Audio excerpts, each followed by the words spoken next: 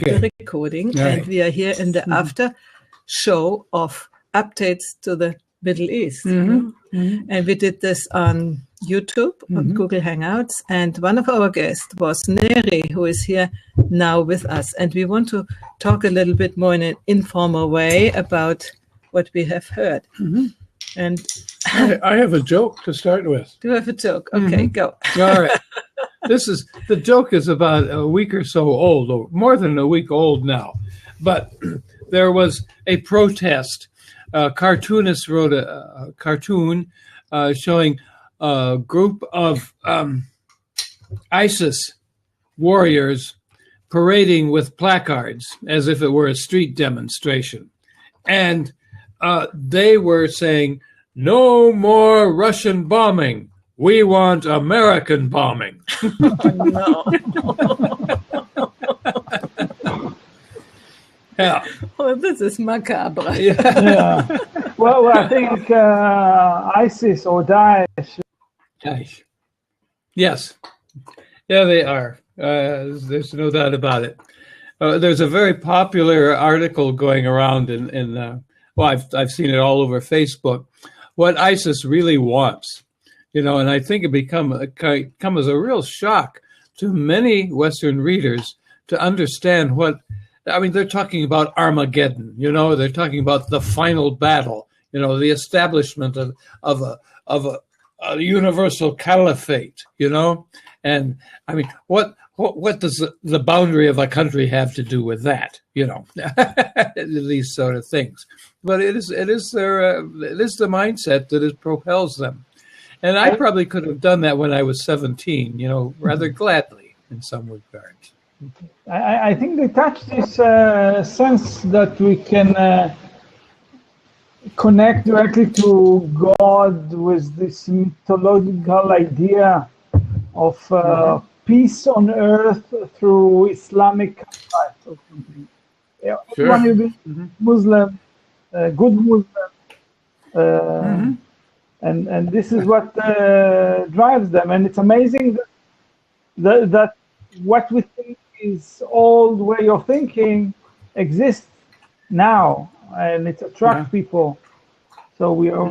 It's amazing. Like, it's very impressive. What's surprising is that this seems so primitive, so ancient. We have to go back centuries, supposedly, in Western society to find that sort of apocalyptic literature, But of course, we had Christian crusades, which had nothing to do with Jesus, and ISIS, of course, has nothing to do with Muhammad. Well, instead of thinking primitive, think about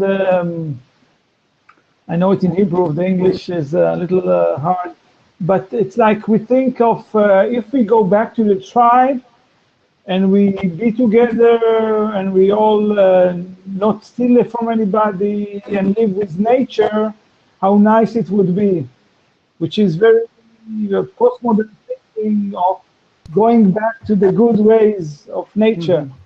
So I think this is some kind of violent variant. A violent variant, yes. Yes. But it is, let's go back to the good old days where Muhammad directs us and tell us the truth. Well, yeah, we can find that thread in American conservatism too, that somehow we've lost, the good path, the right way, Of course, that means fighting, a terrible enemy, First it was not, well, going back as far as you want, there had to be an enemy for people like this. There was never living in peace. Peace among ourselves, but always an external enemy. Yeah, but even the peace between ourselves, this is not reality. Well, it was not very realistic. That's not what happened. You got to go way back to really early social development of humans to find that sort of I think the European dream now is rethink out of this kind of violence that came upon Europe. So the idea that we are over the war, and we can create some kind of nice place for everybody to live, equal relationship, and it doesn't work yet. It doesn't work yet. It doesn't work yet, and the world is still. Yeah. I recall a story. I can't remember who it was now. A well-known American Jew who was looking back at his family's history, and he asked his grandfather, why after the war he didn't emigrate to Israel. And he said, because I wanted to go someplace where nobody wanted to kill me. He came to the U.S. instead. It's strange because Israel is the most dangerous place for Jews to be. Mm-hmm. This is where they are attacked because they are Jews. Yep. And in some other states, it's the safest place. People feel safe and can express their Judaism freely. And I born here, and I don't know what is anti-Semitism. Oh, you're breaking up, Neri. We're having a very difficult time understanding you. Audio only. It's his poor internet. Oh, yeah. Your internet is getting in the way here. So, do you know how to reduce the strength of your signal? No, here I don't think. Oh, you can't. No, not with Blab. No. Mm-hmm. Neri, go out again and come in.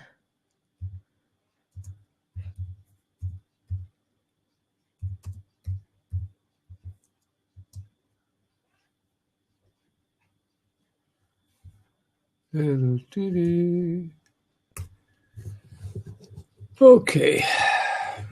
Mm-hmm.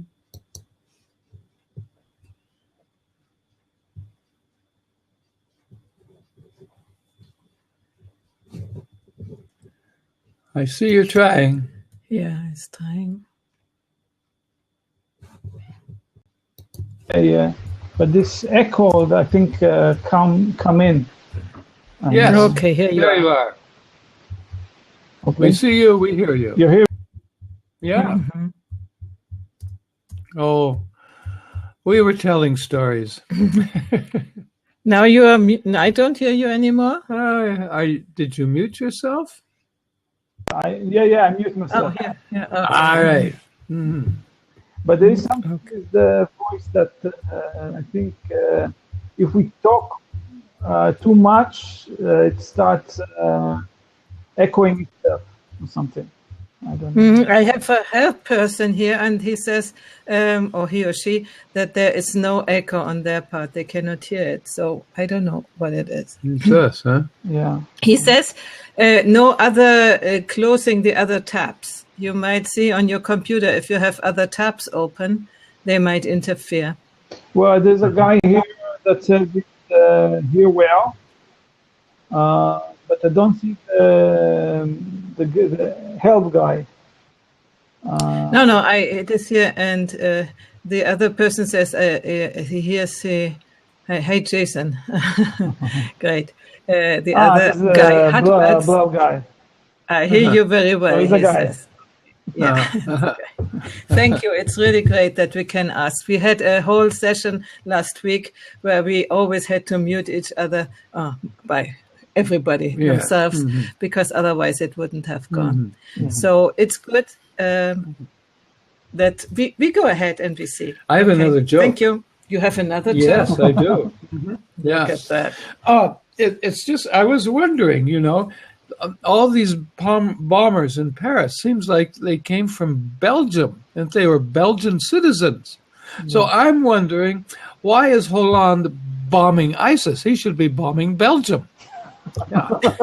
Well, they don't do that one way or another. Not with bomb, but they'll do something. Yeah. I don't know what. It's within us. Those groups are living with us.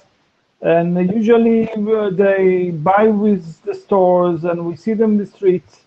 We don't see their minds, and we don't see what we do to them. or what they or how they experience us.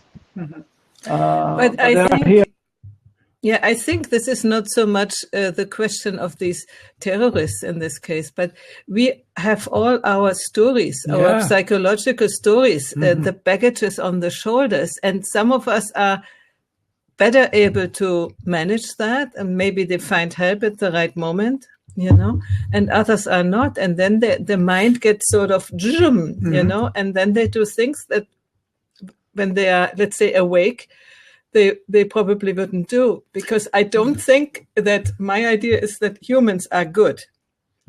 They do things maybe out of desperation. We talked before in the session about it. When you don't see any hope, then you do all sorts of things because you don't have anything to lose. So you do things which you think in the moment, which comes maybe spontaneous out of the gut or whatever it is. And you think in the moment that it's right. And maybe after a year or so, you would understand it's not. So it is, for me, it's I have a different understanding because, you know, good and bad is a human concept. It's not natural concept. You know, universe, if we take it with human interpretation, is very violent. It's very bad. We're dead at the end. So it's so human nature is evolving in a natural way. So people have behavior that are healthy or not healthy. So this is the way I interpret it. And the people that act, they are people that do what they think is good. The bomber think it's good thing what they do. Yeah. They're sure of it. They pay with their life with it. Yeah. So it's we need to remember that. Yeah, we have a favorite integral guy who lives in Colorado, and he has a weekly broadcast, and we usually listen in because it's like an integral lullaby, and it just makes us feel good about how advanced we are. It's Jeff Saltzman. Jeff Saltzman, perhaps you know of him. Yeah, I love the guy. And anyway, he has a favorite saying that evolution is beautiful, but it's not always pretty. Yes. Yeah, I know. I think we have experience. You have told me about experiences here with Eastern Europeans who came here to live and work for you, you know. And I'm sorry, they were just another mindset. They were just, they were red. Yeah, That's and all. I was green, you know. I thought, you know, I do so much for them and blah, blah, blah, blah. And I had to learn it. They take what they can. And they don't think, when they did a damage, they did some damages here, they didn't think about repairing that. No. Yeah. I think most humanity is red. It's like when we're born and all our childhood, as we like our kids, they are very. Yeah. Well, I just stopped 10 years ago myself. Yeah. I want to acknowledge we have some people here in the audience.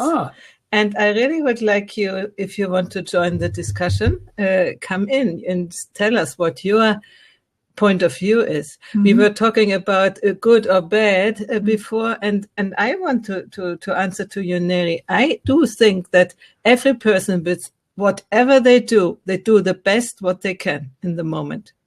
I really believe it. It's only the best for them might be very narrow and very little informed, let's say, you know. And then when we talk about evolution, the more we evolve, personally or as a culture, the more options we have. And the more we can see what is really the best. But when you are in a sort of a tunnel of vision, the best is this. And then you do what you do. Yep. But I don't think it is... Is that why we have so many marriages behind us? Well, maybe this is why I never... Pardon? I didn't get you. This is why I never married. Oh, Okay. Maybe. oh, you think you can avoid growth by not marrying? Ha! No, this is not what I said. Okay. But We always I think- want to add another perspective, and this is the we space.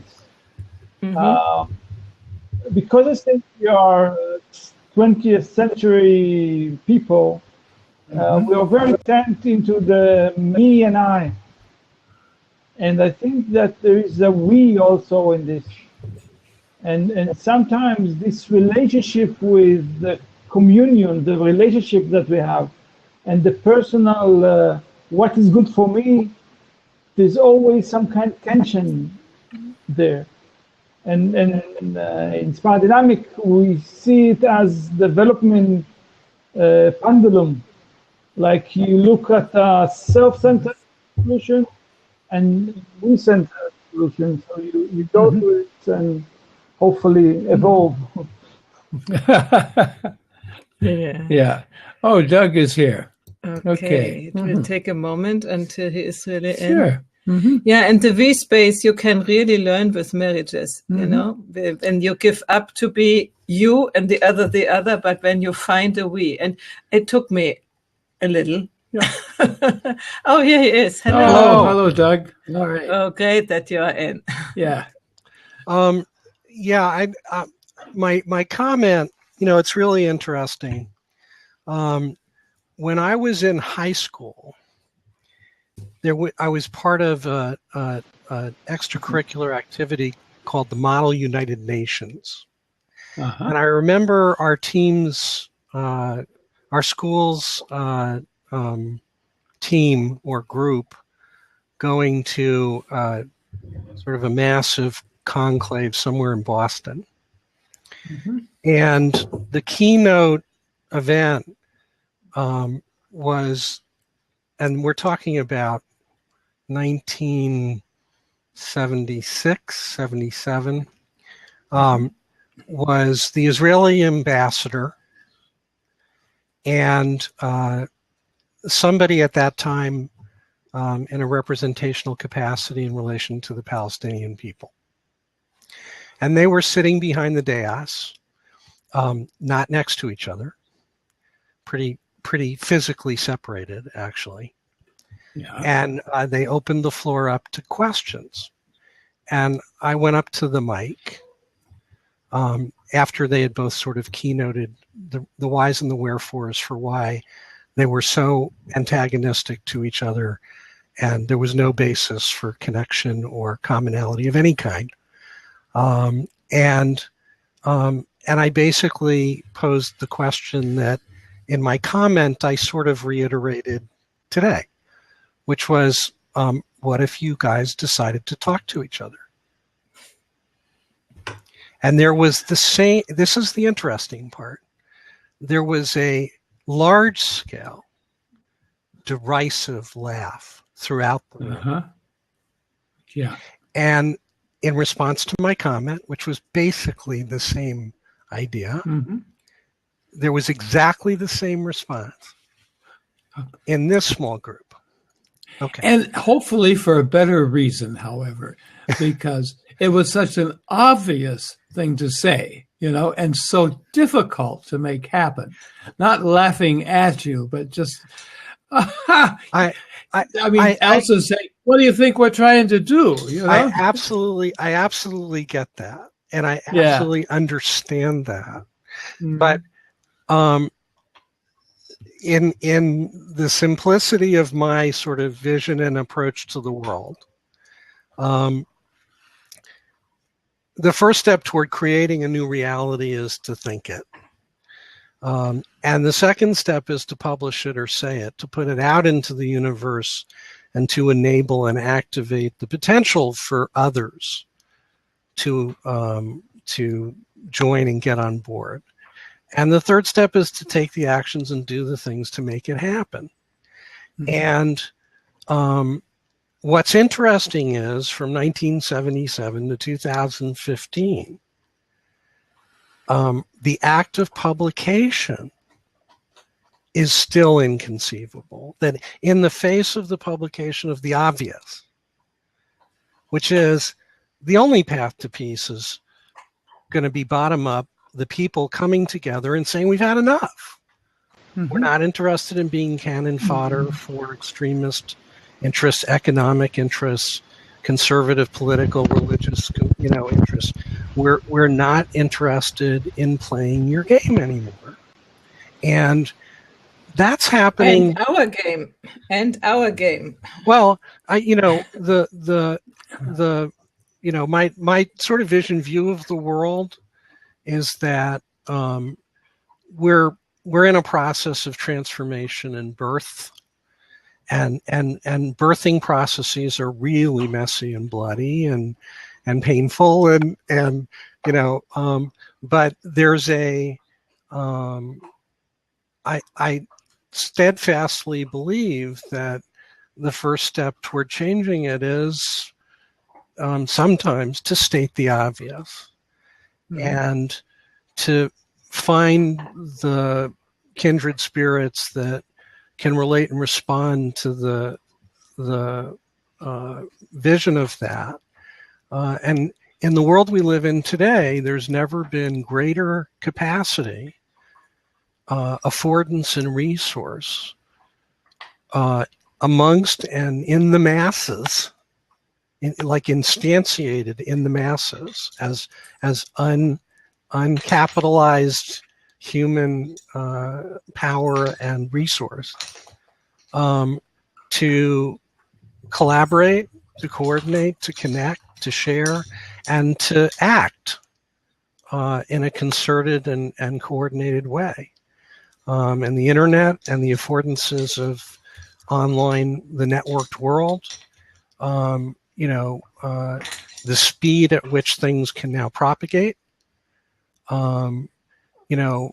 We can focus on all the uses of these affordances in service to destruction and chaos and the dark side.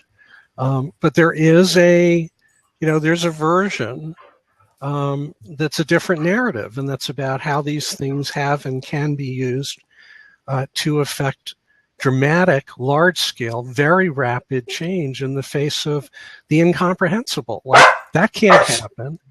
And I think, where was it? It didn't get a lot of press or play.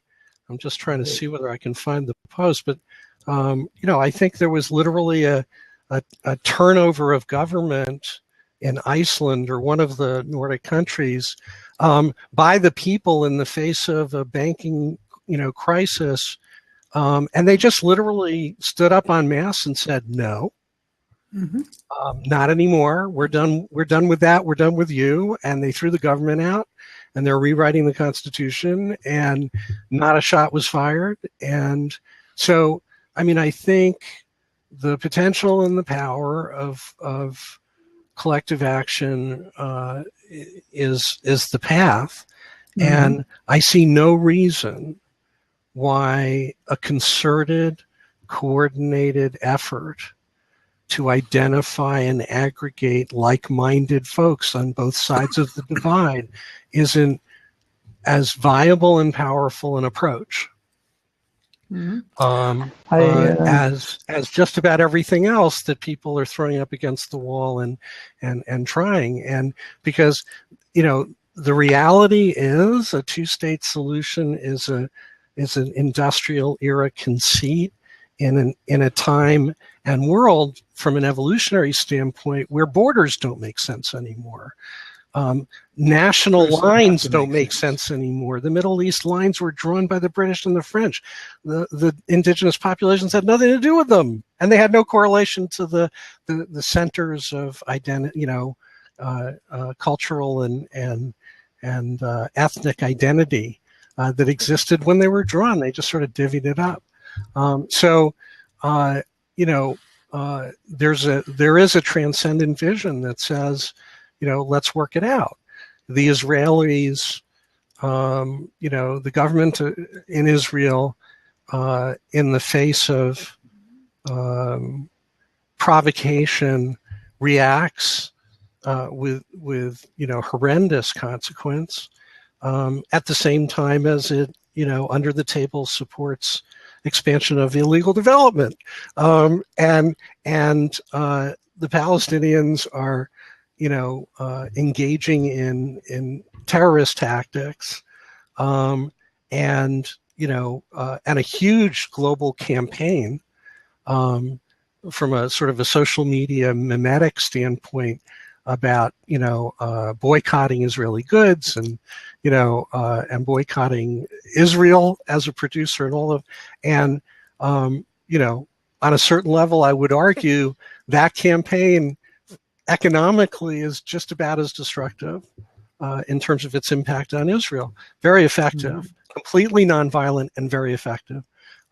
So, both sides are waging, they're at war, and it makes sense, and it makes sense for neither of them. So anyway, I've gone on long enough. But, yeah. I would like to say something, but Neri, I think you're just waiting for the opportunity. I'm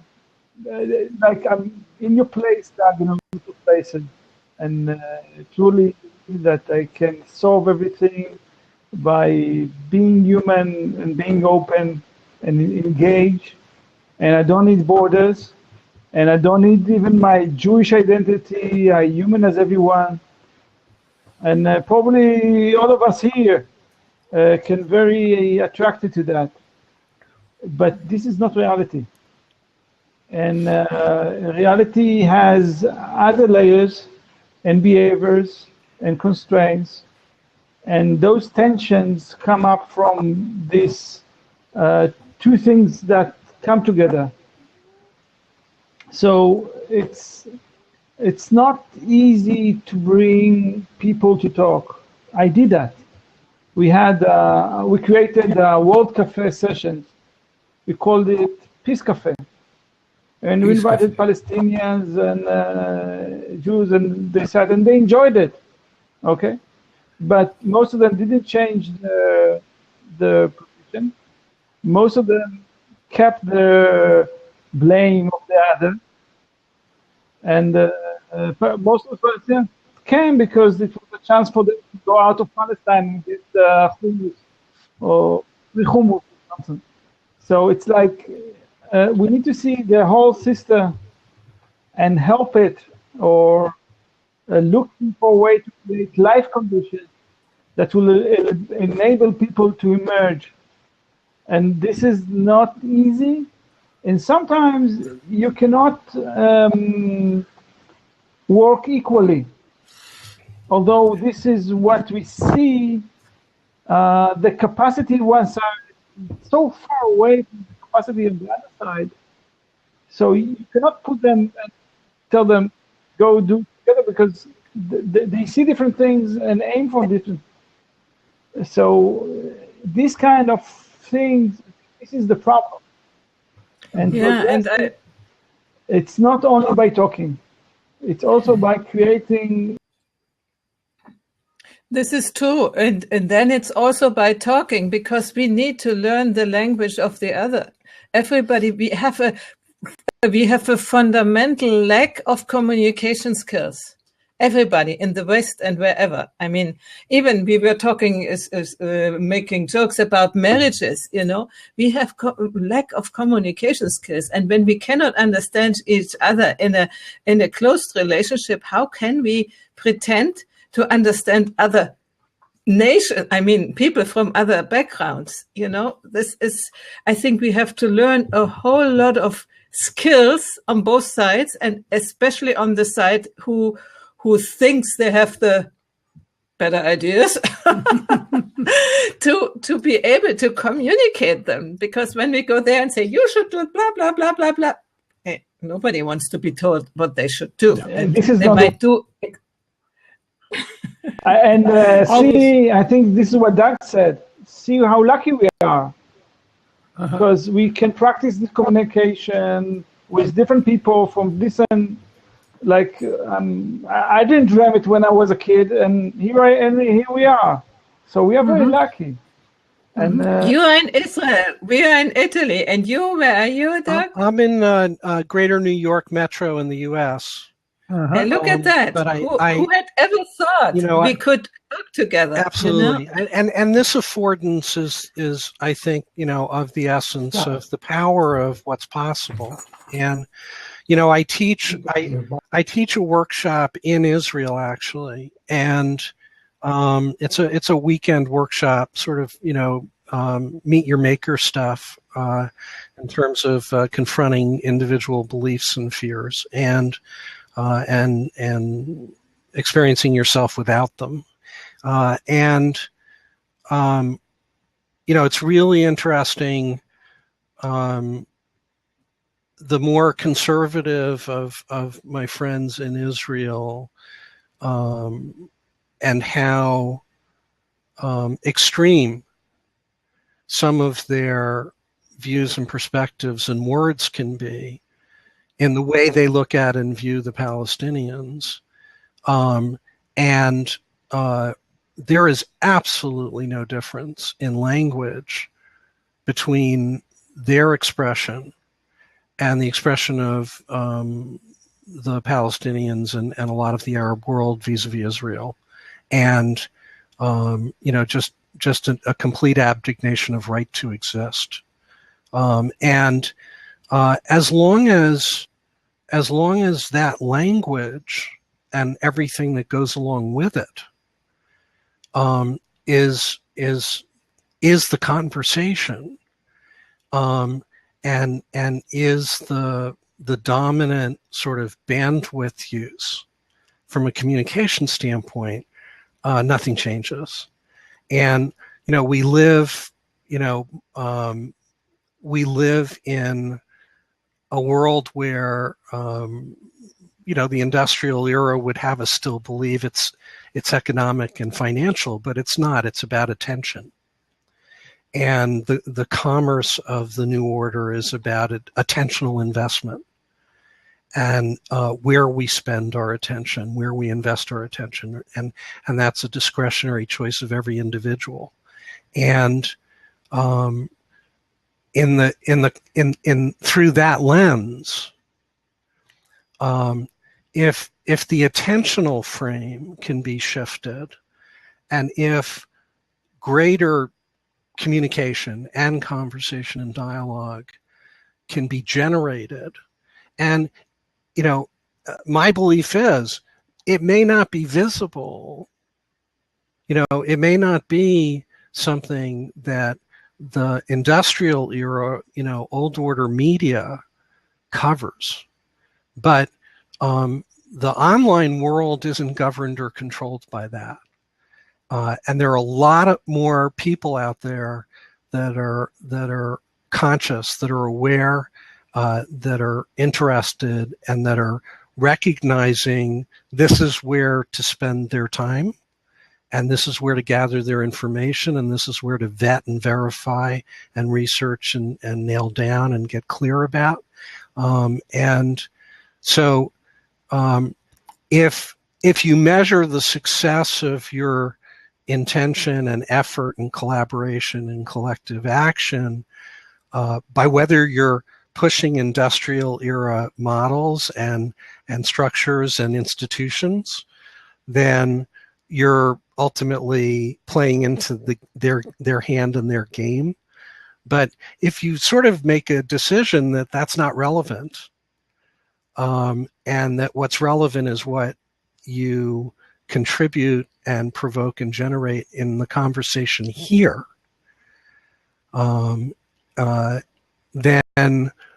there's no limitation. There's no barrier to entry. There's not a significant cost to stir the soup. So I get the extremity on an emotional level and the degree of hurt and harm and injury that has been imprinted both on Israelis and on Palestinians. And, an old teacher of mine had a saying that you can either be right or you can be close. what you described in terms of pulling people together, getting them in the same room, what surfaces is their human beingness and their connectivity, their commonality, and their sort of sentient ability to connect. And there's a lot of power in that in that healing process.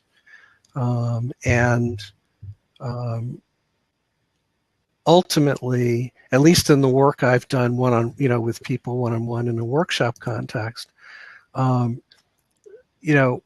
individual hurt, individual forgiveness, individual setting themselves free of that story, of that past, deciding how they're going to write it today and tomorrow, is an individual game. It's not about the other guy. And the more people recognize themselves in each other, the easier it is for them to heal each other. It's sort of a cultural version of imago therapy, right? The whole imago concept is that, you were attracted to the person you're married to. You were talking about marriage before, because they're the opposite of you. They have everything you don't have. And then you go into 7 years of power struggle because they're doing everything wrong.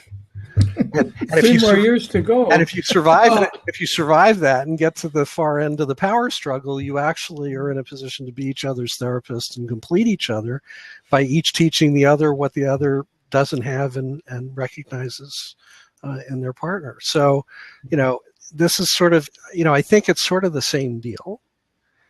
And there are historical precedents for reconciliation and for recognition, and part of that is being heard and acknowledged, and Israel as a people needs to recognize and acknowledge the Palestinians' injuries because they're real, and the aggression has been real going that way, and the Palestinians have to recognize and acknowledge Israel's hurt and pain at being effectively attacked on a steady state basis at random. So, communication's a big deal. I think it can do a lot.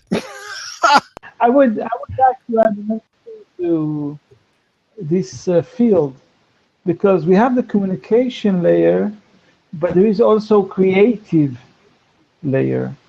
Through language, we bring up ideas and we draw a new worldview. So this is another practice we need to develop, how we create our future, how we build it.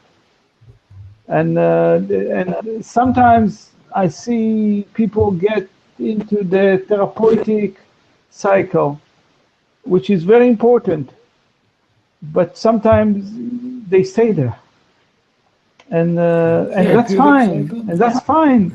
Mm-hmm. But there is other things in the world that need to be done, and I feel frustrated sometimes.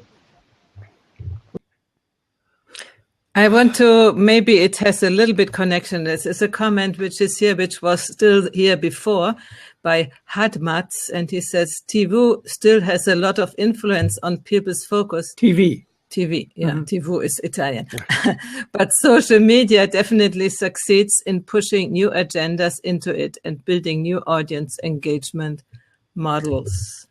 I do really think when we are about 5 years ahead from here, we will talk differently. We will see what comes out of that.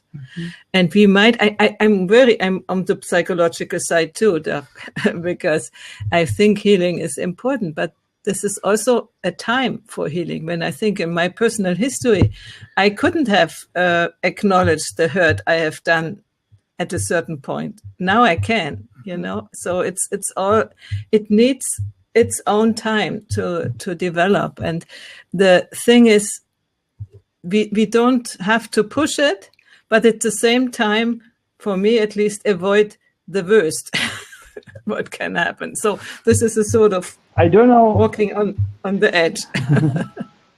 I don't know who Hadmatz is, but the icon is of a very active group in the Israeli network that was. Can you go nearer to the microphone? Sometimes I cannot hear you well.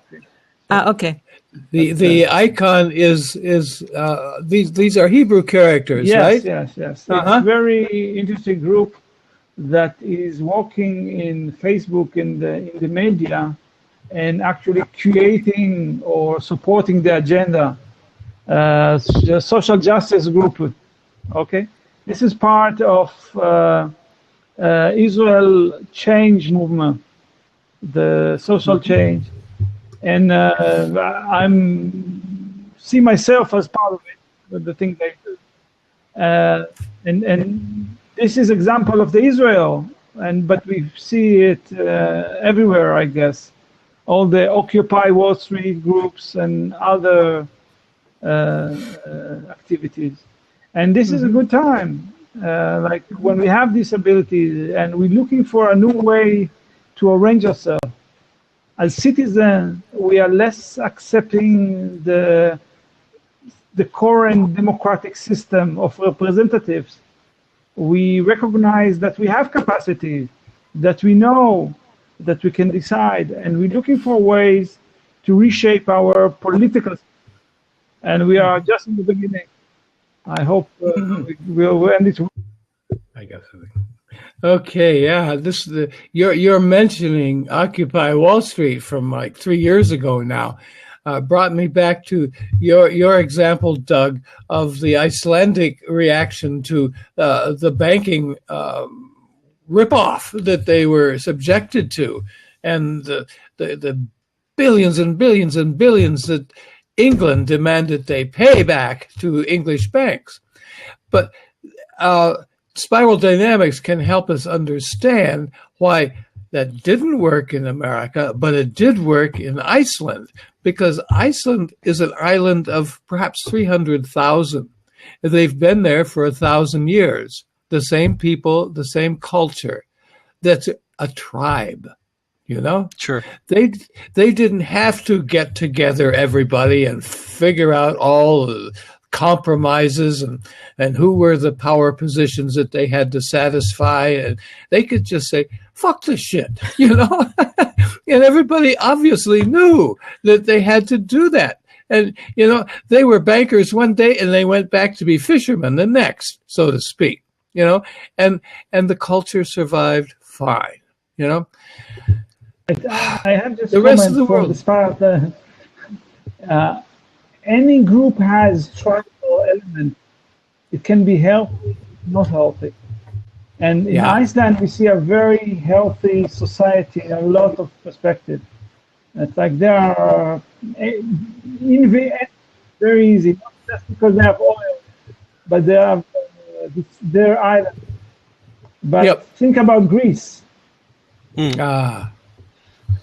Think about other situations. Think about the crisis in the Arab world. And those situations, the tribal elements are still taking things back and creating problems, you know, instead of solving them.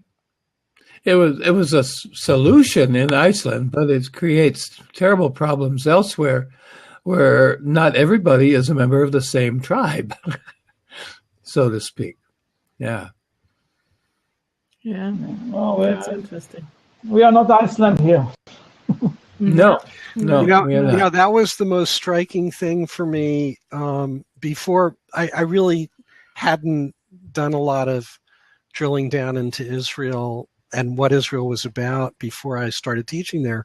And I've just been amazed at how unbelievably fragmented and segmented, you know, both internal to the Jewish population and the Jewish population relative to the Arab population, and on a geographic basis, how much, you know, the map of Israel is actually Swiss cheese, that there are these holes throughout Israel that are Arab settlements within Israel, but marching to a different drum and, you know, somewhat isolated culturally. And I don't think the world knows that.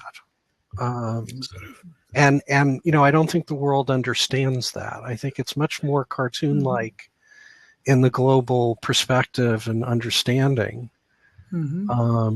And I've often wondered whether, for a while I was thinking about, is Israel just blowing its PR strategy somehow? That, but the underlying truth is that the world is fundamentally anti-Semitic. So it doesn't really matter what Israel does. It's, from a media and communication standpoint, it's always going to be screwed. It doesn't really matter. It took a minute for me to sort of go through that evolution of thinking to recognize there are some fundamental truths in the world today that Israel is up against, but they do have a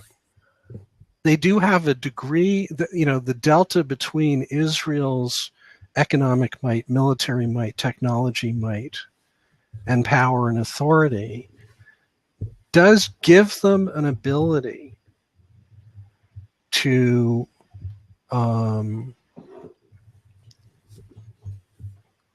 I think it gives them an ability to evolve their interaction and their response and their and not just from a sort of a primitive, not just from a primitive level of how do they respond to an attack or how do they respond to a particular incident, but to figure out how to apply and use the sophistication and power and might that they have to address the Arab population in a way that really gives them a lot of reason to not be antagonistic. And the conservative, the reactionary, elements are like, what are you talking about? If somebody attacked you, blah, blah, blah, and you're off and running. But the truth of the matter is, Israel has the ability, the disparity in wealth, the disparity in socioeconomic reality and lifestyle and all of the rest. Israel has really has the ability, if it chose to drown at least its indigenous Arab citizenry with a leveling up, and then through those populations potentially reach out to others to say, look, there's incentive if you want to work with us and play nice. There's an incentive for that. Do I understand it right that you are already doing that with the help of Elsa and the whole group? Mary? Yeah, I can give you a lot of example how it's done. But I'll comment that sometimes you will support this group and then you will have a war in Gaza, and the people that you set and support and you set that you communicate with will come up with very aggressive expression against Israel, which is not rational. It's it's a complex situation. Yeah, the tunnels that they were building in Gaza that triggered the last round were built with concrete provided by Israel for reconstruction from the previous round. I get that. I really get that. And it's that's sort of the no-win. But I mean, I wonder whether on a community level, on a grassroots level, starting with the domestic Arab population, but really figuring out how to bridge gaps, bridge divides and level them up. Well, I can give you a few stories, but for instance,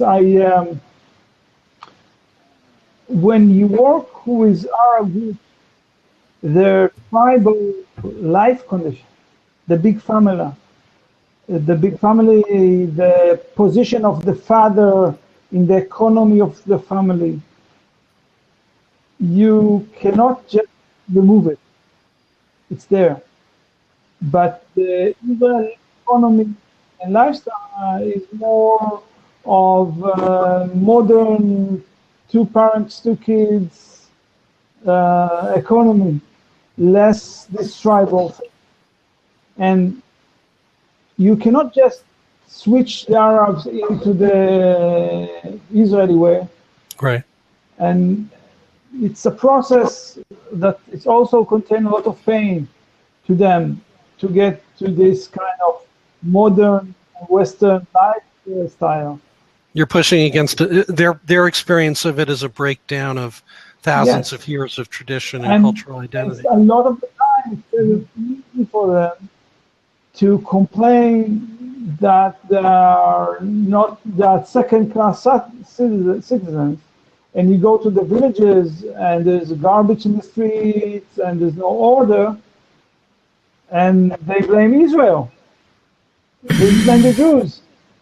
And you're very powerful. There's a lot more corruption in their self-management and all that. Sure. I'm not saying that, but this is. No, I understand.